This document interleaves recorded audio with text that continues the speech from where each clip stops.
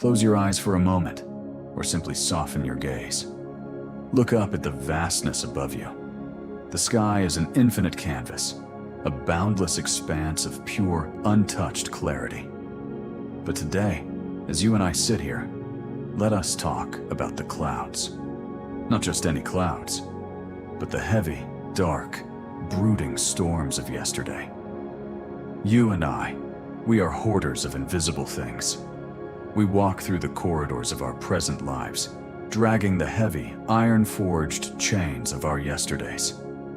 We meticulously collect every slight, every betrayal, every moment of profound grief, and we place them inside the sanctuary of our minds, as if they were sacred relics to be worshipped at the altar of our own suffering. Consider the nature of a cloud.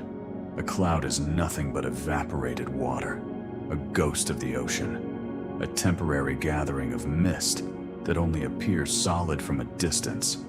Yet, a single cumulus cloud can weigh over 1,000,000 pounds. 1,000,000 pounds of water suspended in the thin, fragile air. Your past is exactly like this. From a distance, it looks solid. It looks like an impenetrable fortress of trauma, a dense wall of regrets and missed opportunities. It feels as though it weighs 1,000,000 pounds upon your chest, pressing the breath out of your lungs, dictating the posture of your soul. But what happens when you fly an airplane through a cloud? You realize it is just mist. It is intangible. You can pass right through it. Your past, no matter how agonizing, is no longer solid. It is a ghost of a time that no longer exists in the physical universe. It exists entirely and exclusively within the neurological firing of your own brain. When you recall a painful memory, your amygdala, the ancient threat detection center of your brain, cannot distinguish between a memory and a current event. It signals the hypothalamus, which triggers the pituitary gland, flooding your bloodstream with cortisol and adrenaline. Your heart rate elevates. Your breathing becomes shallow. Your muscles tense. You are physically preparing to fight or flee from a ghost. You are poisoning your own physical body in the present moment because of an illusion of the past. This chronic state of stress causes inflammation, degrades your immune system, and exhausts your life force. You are paying a biological tax for a bridge you crossed years ago. By letting go, you are not just healing your mind. You are commanding your cells to return to a state of homeostasis. You are giving your nervous system the profound gift of safety. Carl Jung, the legendary Swiss psychiatrist, introduced us to the concept of the shadow. The shadow is the dark, repressed, hidden side of our personality. But it is not just our dark desires. It is also our unhealed wounds. When we experience trauma, when we are hurt, our ego creates a defense mechanism. It says, "I will never forget this, so that I may never be hurt this way again." The ego believes that by holding on to the pain, it is protecting you. It believes that suffering is a shield. Over time, a terrifying psychological shift occurs. You begin to identify with your wounds. Your trauma becomes your personality. You start to believe that without your tragic backstory, without your righteous anger, without your profound sadness, you would be nobody. You become addicted to the familiar chemistry of your own despair. The brain actually wires itself to seek out the cortisol and adrenaline of past traumas because it is what is known. The human mind would rather cling to a familiar hell than risk exploring an unfamiliar heaven. This is why it is so excruciatingly difficult to let go. Letting go feels like a death. It feels like you are erasing a part of your own identity. But you must realize, with absolute clarity, that the pain is not who you are. The pain is just a weather pattern that passed through the sky of your consciousness. You are not the storm. You are the sky. Let me tell you a story. A teaching as old as the mountains, yet as urgent as your next breath. Two Zen monks, an older master and his young disciple, were traveling through a dense, rain-soaked forest. The monsoon rains had been merciless, turning the earth into a thick, treacherous mire. Every step was an effort, every breath heavy with the scent of damp earth and rotting leaves.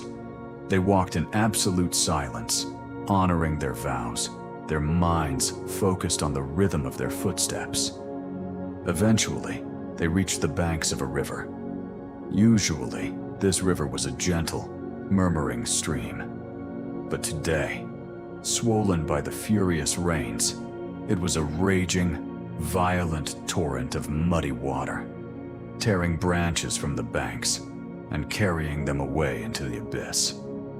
Standing at the edge of this turbulent crossing was a young woman. She was dressed in exquisite, finely woven silk, garments meant for an imperial court, not for the unforgiving wilderness. The mud was already creeping up the hems of her dress, and she was visibly trembling, terrified of the crossing. She could not step into the raging waters without being swept away or ruining her irreplaceable garments. The young monk saw her and immediately averted his eyes. His mind raced with the strict vows of his order. A monk must never touch a woman, must never engage with the secular world, must remain detached and pure. He stood rigid, locked in the prison of his own dogmatic adherence to the rules. But the older monk, without a moment of hesitation, without a single word, walked up to the woman. He calmly scooped her up in his arms, feeling the weight of her shivering form against his rough robes. He stepped into the freezing, violent river. The water rushed against his legs, threatening to pull him under, but his steps were deeply rooted, anchored in the present moment. He waded across the dangerous current, carrying her safely to the opposite bank. He set her down gently on dry land. The woman bowed deeply in gratitude, and the older monk simply nodded, turned, and continued his journey into the bamboo forest. The young monk, having crossed behind them, was entirely consumed by shock. His mind was a tempest. How could his master do this? How could he blatantly violate the most sacred tenets of their monastic life? The young monk's silence was no longer peaceful. It was a boiling cauldron of judgment, confusion, and righteous indignation. He walked behind his master for an hour, then 2 hours, then 3. The forest grew darker, the shadows longer, but the young monk saw none of it. He was blind to the beauty of the present, deaf to the song of the cicadas. He was entirely trapped in the past, replaying the scene at the river over and over again in the theater of his mind. Finally, unable to bear the heavy, suffocating weight of his own thoughts, he broke his vow of silence. "Master," he shouted, his voice cracking with exhaustion and anger, "our rules forbid us from touching women. We are monks. We are supposed to remain untainted. How could you pick up that woman and carry her across the river? Have you forgotten everything we stand for?" The older monk stopped. He did not turn in anger. He did not defend himself. He slowly turned around, his face as calm and clear as an undisturbed mountain lake. He looked at the young disciple with eyes full of deep, profound compassion and said softly, "Brother, I set that woman down by the side of the river 3 hours ago. Why are you still carrying her? Why are you still carrying her? Let those words echo in the silent chambers of your own heart. Look at your life. Look at the invisible burdens you are dragging through your days. Who are you still carrying? What betrayal? What failure? What harsh words spoken a decade ago are you still carrying upon your back? The event is over. The river has been crossed. The people who hurt you have long since walked away, perhaps completely forgetting the encounter. Yet you, in the dark hours of the night, continue to carry them. You give them free rent in the sacred sanctuary of your mind. You allow ghosts to dictate the temperature of your reality. This is the ultimate tragedy of human consciousness. We have the profound ability to remember, but we lack the wisdom to release. We suffer not because of the reality of the present moment, but because we are chained to a corpse of a reality that has already died. Buddhism offers another profound lens through which to view our burdens. The concept of dukkha, often translated as suffering, more accurately means unsatisfactoriness, or a wheel out of alignment. This misalignment happens because of upadana, which means attachment or clinging. We cling to the past because we suffer from the illusion of permanence. We desperately want things to remain the same. When a beautiful moment passes, we mourn it. And when a painful moment occurs, we crystallize it, refusing to let it dissolve. Neuroscience confirms this ancient wisdom.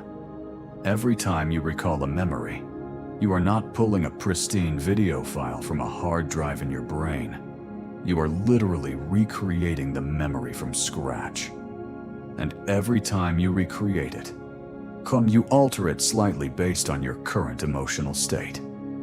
Over time, the story you tell yourself about your past becomes a distorted, magnified version of the truth. You are suffering over a hallucination. You are suffering over a copy of a ghost. The only place the past exists is within the electrical impulses of your current, present brain. The moment you stop feeding those impulses with your attention, the past ceases to exist as a source of pain. It becomes merely information. It becomes wisdom. To truly drop the weight, we must confront the most terrifying illusion of all, the illusion of the fixed self. The ego, that loud, demanding narrator in your head, constantly tells you a story about who you are. I am the person who was betrayed. I am the person who failed. I am the victim of my circumstances. The ego loves these stories because they provide a concrete, unmistakable identity. The ego is terrified of the void, terrified of silence, terrified of being undefined. Therefore, it will construct an identity out of pure misery rather than face the terrifying freedom of the unknown. When you decide to let go of the past, you are essentially initiating an ego death. You are starving the ego of its favorite food, the dramatic narrative of your suffering. As you begin to release your grip, the ego will panic. It will scream at you, warning you that if you forgive, you will be weak. It will warn you that if you let go, you are saying the trauma did not matter. But you must observe this panic with the calm detachment of a scientist looking through a microscope. You must realize that forgiveness has absolutely nothing to do with the perpetrator. Forgiveness is a strictly internal operation. It is the cutting of the energetic umbilical cord that binds you to the source of your pain. When you do not forgive, you remain chained to the person who hurt you. You drag them with you into every new relationship, every new career, every new sunrise. Forgiveness is not saying, what you did was okay. Forgiveness is saying, I will no longer allow what you did to act as the architect of my future. It is the ultimate declaration of psychological sovereignty. Consider the architecture of your brain. With every thought you think, billions of neurons fire in complex patterns. Hebb's law states that neurons that fire together wire together. For years, perhaps decades, and you have been firing the neural pathways of resentment, regret, and sorrow. You have built a superhighway of suffering in your brain. When a trigger occurs in your daily life, your thoughts automatically take the path of least resistance, which is this well-paved superhighway of pain. You react not to the present moment, but with the accumulated momentum of 20 years of history. Letting go is the arduous, deliberate process of refusing to drive down that superhighway. It is walking off the path into the overgrown jungle of your mind and forging a new trail. The trail of presence, the trail of peace. At first, it is excruciatingly difficult. The jungle is thick, and the superhighway is so tempting, so easy, so familiar. But every single time you notice your mind drifting to the heavy clouds of yesterday, and you gently, firmly guide your attention back to the breath, back to the feeling of the wind on your skin, back to the vastness of the present sky, you are blazing that new trail. Over time, through neuroplasticity, the superhighway of suffering begins to decay.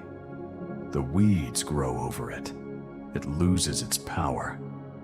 And the new path of peace becomes your default reality. You are literally reshaping the physical structure of your brain through the power of your conscious attention. You are performing alchemy. Let us travel back in time to the bustling, dangerous streets of ancient Rome, to the mind of a slave-turned philosopher, Epictetus. He taught that men are disturbed not by things, but by the views which they take of them. The Stoics understood a fundamental truth about human existence. We have absolutely no control over external events. Nor do we have control over the past.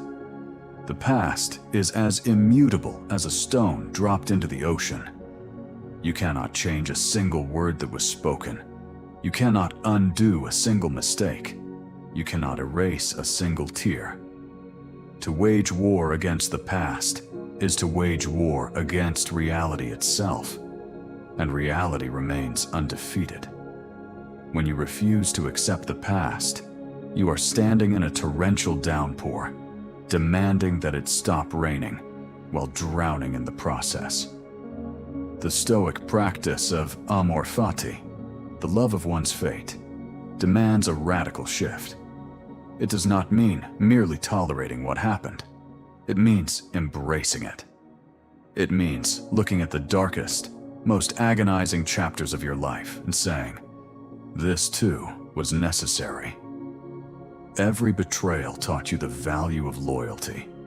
Every failure was an expert sculptor, chipping away the excess marble of your arrogance to reveal the masterpiece of your humility. The heavy clouds of yesterday were necessary to water the soil of your current wisdom. Once you understand this, the clouds lose their weight. They become a part of the grand, beautiful ecology of your soul. Consider the private diaries of Marcus Aurelius, the Roman emperor and Stoic philosopher. He was the most powerful man on the face of the earth, commanding legions, facing plagues, betrayals, and endless wars. Yet, in his personal journals, which we now call meditations, he wrote, "Think of yourself as dead. You have lived your life. Now, take what is left and live it properly." He understood the immense power of psychologically dying to the past. If you consider the version of you that endured yesterday's traumas to be dead and gone, then you are reborn this exact second. You are entirely new. The burdens belong to a dead person. You do not need to carry the luggage of a ghost. The only thing you are responsible for is the flawless execution of this immediate, present moment. Let us delve even deeper into the mechanics of this healing. Have you ever heard of the ancient Japanese art of kintsugi? When a precious ceramic bowl falls and shatters into a dozen pieces, the instinct of the Western world is to throw it away, to deem it ruined, or to glue it back together with clear adhesive in a desperate attempt to hide the cracks, pretending the damage never occurred. But the kintsugi master does something profoundly different. They gather the broken shards with immense reverence. They mix lacquer with pure, powdered gold, and they painstakingly reassemble the bowl. The cracks are not hidden. They are illuminated. They are painted with gold. The philosophy is breathtaking. The bowl is considered more beautiful, more valuable, precisely because it has been broken. Its history of fracture and repair is not a source of shame, but a testament to its resilience and unique journey. You and I must become kintsugi masters of our own souls. When you cling to the burdens of the past, you are either staring at the broken shards of your life in despair, or you are frantically trying to use invisible glue to pretend you were never hurt. Letting go does not mean ignoring the breakage. True letting go is the golden lacquer. It is the deep, conscious acceptance of your history. You take your traumas, your failures, and your heartbreaks, and you integrate them with the gold of your present wisdom. And you stand up and say, I am broken, but I am golden. Your scars become the most magnificent parts of your character. The heavy clouds of yesterday provided the very rain that allowed the golden flowers of your current empathy, strength, and depth to bloom. If you erase the clouds, you erase the rain. And if you erase the rain, you arrive at a barren desert of a soul. Your past was the chaotic, necessary weather that sculpted the canyon of your depth. So, how do we finally let go? How do we drop the heavy stones we have carried for so long? The ultimate twist, the great secret that the masters know, is that letting go is not an action. It is the cessation of an action. You do not do letting go. You simply stop holding on. Imagine you are gripping a hot piece of coal in your hand. You are squeezing it tightly, and it is burning your flesh, sending searing waves of agony up your arm. To let go of the coal, you do not need to learn a complex, multi-step technique. You do not need to read 10 books on the art of opening a hand. You do not need to analyze why the coal is hot, or who handed you the coal, or how unfair it is that you have the coal. You simply open your hand. You just stop gripping. It is an instant release. The struggle is entirely in the gripping. Your psychological burdens are exactly the same. You are holding on to a burning ember of anger, resentment, or regret, and it is scorching your soul. You are waiting for an apology that will never come. You are waiting for a time machine that doesn't exist. The closure you are seeking will not come from the person who hurt you. It will come from you. It will come from your profound, a courageous decision to simply open your hand, to say, I am no longer willing to burn myself in honor of a past that cannot be changed. It requires radical acceptance. Radical acceptance means looking at your life exactly as it is right now, with all its scars, all its imperfections, and saying, yes, this is where I am. I cannot change yesterday, but I can absolutely govern my attention today. As our journey together draws to a close, I want you to return to the metaphor of the sky. The sky is the ultimate symbol of the enlightened mind. It is vast, boundless, and infinitely accommodating. The sky does not resist the clouds. It does not fight the thunderstorm. It allows the darkest, most terrifying tempests to pass through it. Lightning flashes, thunder roars, rain pours down in sheets, and yet, the sky is never damaged. The sky is never stained by the dark clouds. Once the storm exhausts itself and moves on, the sky is revealed to be exactly as it always was: pure, empty, and brilliantly blue. You are the sky. Your thoughts, your emotions, your memories, your traumas, they are just the weather. They are just passing phenomena. They have a beginning, a middle, and an end. For too long, you have confused yourself with the weather. You believed you were the storm. You believed you were the heavy, dark clouds of yesterday. But you are not. You are the vast, untouchable awareness that watches the storm. The weight you have been carrying is an illusion. The clouds have no solid substance. It is time to exhale. It is time to stop carrying the ghosts of yesterday into the pristine landscape of today. Open your hand. Let the hot coal fall. Breathe in the crisp, clean air of this present moment. The storm has passed. The dawn is breaking. And the sky remains utterly, breathtakingly vast. Walk into your new life, not with the heavy steps of a burdened survivor, but with the light, floating grace of someone who has finally realized their own infinite nature.